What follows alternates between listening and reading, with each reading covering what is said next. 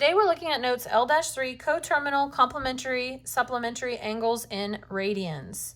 So you have been introduced to some of these radian angle measures within a circle, and today we're going to expand upon that a little bit. Okay, so you know that here at our starting angle, we've got 0 radians, and you know that if we go that full revolution, we're at 2 pi radians. Therefore, it makes sense when we go halfway around the circle, we're at pi radians. And it makes sense if we go half of that, we're at pi over 2 radians. And then like we did with degrees, think about how, remember this is 90 degrees and we took half of that, and that was 45 degrees. So if we're talking radians, if we're at pi over 2 radians and we take half of that, of course, this is going to be our pi over 4 radians. So each of these pieces of the circle, and notice we have cut the circle into 8 equal pieces, each of these is going up pi over 4 radians to get to the next, because each of these is equal. Okay, so if we're here at 0, I just want this to make sense for you. If this is pi over 4, we've shown that this is pi over 4. Okay, if we go pi over 4 more, think about what that means. So take pi over 4 and add pi over 4. So what is, I'm just going to draw this off to the side, but erase it later. What is pi over 4 plus pi over 4? Of course, there's an implied 1 here and an implied 1 here, so that would be 2 pi over 4, which of course simplifies to pi over 2, which makes sense because that's where we are there. So then to get to the next, add another pi over 4. Well, if you're at 2 pi over 4 and you add another pi over 4, that's going to give us 3 pi over 4, which makes sense why that's labeled 3 pi over 4. And if you keep going with that same fashion, you would add another pi over 4 to get to the next. So 3 pi over 4 plus 1 pi over 4 would give us 4 pi over 4. So of course this is equivalent to 4 pi over 4 because 4 pi over 4 would simplify to pi. Okay, and again, I'm just making these little markings for you to understand, but hopefully you're kind of getting the gist. So if this right here is 4 pi over 4, which is equivalent to pi, if you take 4 pi over 4 and you add pi over 4, that's going to be 5 pi over 4. Take 5 pi over 4, add pi over 4. Of course, that's going to be 6 pi over 4, and 6 pi over 4 does simplify to 3 pi over 2. And then add another pi over 4. So if this was 6 pi over 4, adding a pi over 4 would be 7 pi over 4, and then adding another pi over 4 would be 8 pi over 4, which of course 8 pi over 4 is equivalent to 2 pi. Isn't that pretty neato? And for today, that's as far as we're really going to split up the circle. But here in the very near future, we're going to split up into pi over 3 pieces and pi over 6 pieces, etc., etc. So we are going to split it up even more. But for today, I really want you to get the hang of what you have so far on the paper. So let's use kind of some of that splitting up knowledge to think about here how to do these problems. So draw each angle in standard position. So in this first one, we have theta equal to pi over 5. Well, remember, from here to here, that's a full pi. I know it's half the circle, but it's a full pi.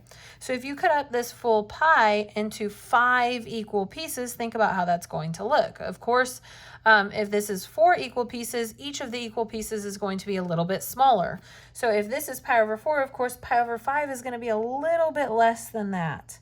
Okay, so do your best guess estimate that pi over 5 will be a little bit less than pi over 4. Okay, so I've done my best. That's what I imagine it will look like. And don't forget your little curve in there to show that this is a positive direction for this angle, because it is a positive angle. Okay, for the next one, 13 pi over 12. Well, y'all, again, we're really going to use this pi a lot as kind of an anchor to see where we should go from here. So if this is a full pi, think about that in terms of twelfths. So this would be 12 pi over 12, right? Because that would simplify to pi.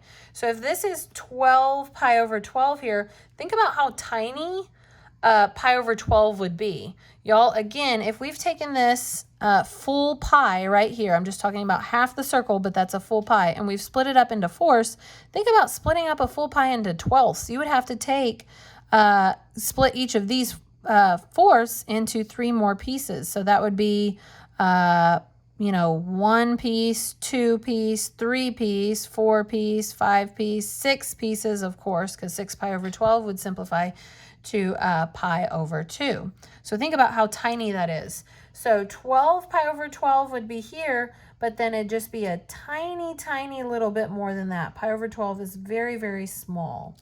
Okay, and again, make sure you draw your curve with your arrow to show the direction that we are going up and around to show that positive direction. So here, 11 pi over 15. So this one is a bit more difficult, but we're going to talk about it. So again, think about splitting this into 15 equal pieces. So that's even smaller than 12 equal pieces, yes? Okay, but what I really want you to think about is if this is 15 pi over 15, what is this? Where are we? Where is 11 pi over 15? If this is 15 pi over 15, where's 11? Well, this right here would be half of 15 pi over 15. So that'd be 7.5 pi over 15. So it's somewhere in between 7 pi over 15 and 15 pi over 15. But to break it down even further, how I think about it is 10 pi over 15 would be like 2/3 of the whole pi. And this is a little bit more than 2/3, just a tiny bit. So use that to guide you, okay? And again, you're just doing your best guess. You're not going to get exactly, but you want to try and make it reasonable. So that would be my best guess for 11 pi over 15 in my pen. Seems like it's kind of running out. Okay, now let's talk about number 4. So theta equals 11 pi over 6. Well, y'all, if this is pi, this would be 6 pi over 6, agreed? So then come back over here to 2 pi. 2 pi is going to be 12 pi over 6, agreed? That would simplify to 2 pi. So this is a little bit shy of 12 pi over 6, so almost a full revolution. It's pi over 6 shy of being a full revolution, which would be 12 pi over 6. So think about how small pi over 6 would be. If this is pi over 4, of course, pi over 6 is smaller than that. So we're talking a little bit shy of a full revolution, okay? Pi over 6 shy of a full revolution. Okay, again, it's not going to be perfect, but just do your best. All right, now let's recall coterminal angles. So remember I talked about a little bit ago that 0 and 2 pi, they are coterminal angles. They have the same initial and terminal side. Okay, remember when we dealt with coterminal angles, what we did was add or subtract a full revolution to get another coterminal angle. In this case, a full revolution is not 360 degrees. We're talking radians, so 2 pi. So if you are to name two coterminal angles, one positive and one negative, given theta equals pi over 2, then we are going to add a full revolution to get that positive and subtract a full revolution to get that negative coterminal angle. So we're going to add 2 pi, right? So of course, since we're adding a fraction with a whole number, we need to get common denominators. So this is going to be like pi over 3 plus 6 pi over 3, agreed? So that's going to be, remember there's an implied 1 there, that's going to be 7 pi over 6. So that's our positive, oh my gosh, why did I? Hello, I'm so sorry. 6 pi over 3. I think I said 3, but I wrote 6. I'm not sure why. We were getting that common denominator. So 6 pi over 3 is 2 pi. Okay, and then here, of course, we have 7 pi over 3. I am so sorry about that. I'm not sure what happened. Okay, so 7 pi over 3 is our positive coterminal. And then our negative coterminal, pi over 3 minus 2 pi, so minus the full revolution. So we have pi over 3 minus 6 pi over 3. Of course, that's going to simplify to 2, okay, like here. And then, so since there's an implied 1 here, 1 minus 6 is negative 5, so negative 5 pi over 3, okay, and that's our negative coterminal, okay. So now let's talk about if we have theta is equal to negative 3 pi over 4. Okay, so in this case, we're going to take negative 3 pi over 4, and we're going to add a full revolution, so add 2 pi, which, if we get that common denominator, negative 3 pi over 4 plus 8 pi over 4, right? So this is going to be 5 pi over 4 for our positive coterminal, and then take negative 3 pi over 4 and subtract 2 pi. So in other words, negative 3 pi over 4 minus 8 pi over 4. So that's going to be negative 11 pi over 4. So we've gotten two coterminal angles, one positive and one negative. Okay, and I think we have one more of these. I wanted to talk about this one because look at that angle in comparison to the other two. So this was no more than a full revolution. It was not more than a full revolution. Same, this was not a full revolution, past a full revolution in the negative direction, right? However, this angle here is past a full revolution in the negative direction. Think about it. A full revolution in the negative direction would be negative 2 pi, which would be equivalent to, if we're talking over 6, that'd be negative 12 pi over 6. So in this case, when we go to add a full revolution, what are we going to get? We're going to get, so add 2 pi. All right, so this is going to be negative 15 pi over 6 plus 12 pi over 6, agreed.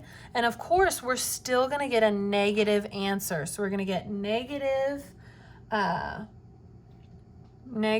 3 pi over 6, which of course simplifies to negative pi over 2.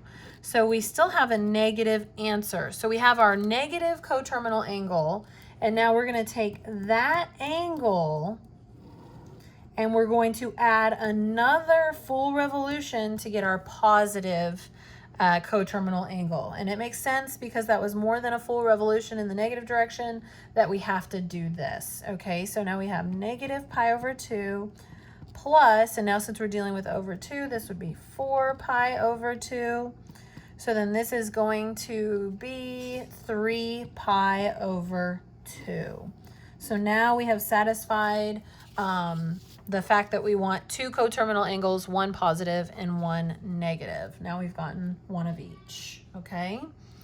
So, and again, remember for this section, just like with degrees, there is more than one correct answer. So if you wanted to keep adding 2 pi, you could if you wanted to. There's more than one correct answer, so just be aware. Okay, so now let's talk complementary and supplementary angles. So still pretty much the same rules, just dealing with radians. Complementary angles add up to 90 degrees, which is the same as pi over 2 radians. Supplementary angles add up to 180 degrees, which is the same as pi radians. So same plan. The plan is to take the target angle and subtract the given angle. So if I want the complement here, then I'm going to take the target angle, which is pi over 2, and I am going to subtract the given, so pi over 12. So of course you want that common denominator, so 6 pi over 12 minus pi over 12, pi over 12, which is going to be 5 pi over 12 is our complement. Okay, and then for our supplement, we would want pi minus pi over 12. So that's the same thing as 12 pi over 12 minus pi over 12. So 11 pi over 12. That's our supplement. Okay, here, 5 pi over 8. Let's find our complement. You should already kind of be thinking, So pi over 2 minus 5 pi over 8. 5 pi over 8, that's more than a half pi. So you should know what the outcome is going to be here, but let's just verify it. So multiply by 4 over 4 to get that common denominator. So 4 pi over 8 minus 5 pi over 8. And remember here we get a negative pi over 8. And since we get a negative pi over 8, remember our answer is going to be none. We don't have a complement. Okay, remember no negative answers like before. Okay, so like when we did this with degrees, excuse me. So for the supplement, pi minus 5 pi over 8, and we should be good with this one because 5 pi over 8 is not greater than pi. So this would be 8 pi over 8 minus 5 pi over 8. So this is going to be 3 pi over 8. That's our supplement. Okay, so now let's do when we're given a radian. So most of the time you've been introduced to radian measures in terms of pi, but sometimes you're just given a radian measure just as a value. Okay, so here we have the angle theta is 2.9. So if I want the complement, since we're still in radians, okay, there's not a degree symbol there, so I know this is assumed to mean radians if there's no degree. That's why I told you to be careful when you're doing your degrees to make sure you include it, because otherwise it's assumed to be radians. Okay, we're still going to use the same method. So we're still going to do pi over 2 minus 2.9. Okay, now I want you to think about this. Okay, so pi over 2, well, what's pi? Pi is 3.14. Okay, I have my calculator here. Okay, so pi over 2, pi over 2 is going to be 1.5707, blah, blah, blah, blah, blah, blah, blah. So if I subtract 2.9, then my answer is going to be negative, a negative answer. And I can't have a negative answer, so I'm going to say none. Okay, none for this one. Okay, last, let's do the supplement. For the supplement, of course, I'm going to do pi minus 2.9. Should that work? Your answer should be yes, because pi is 3.14, etc., etc., etc. So if I take pi and subtract 2.9, then my answer is, and remember, we'll be rounding to 3 decimal places all year, 2.242 radians, and you don't need to put anything. It's assumed to be radians.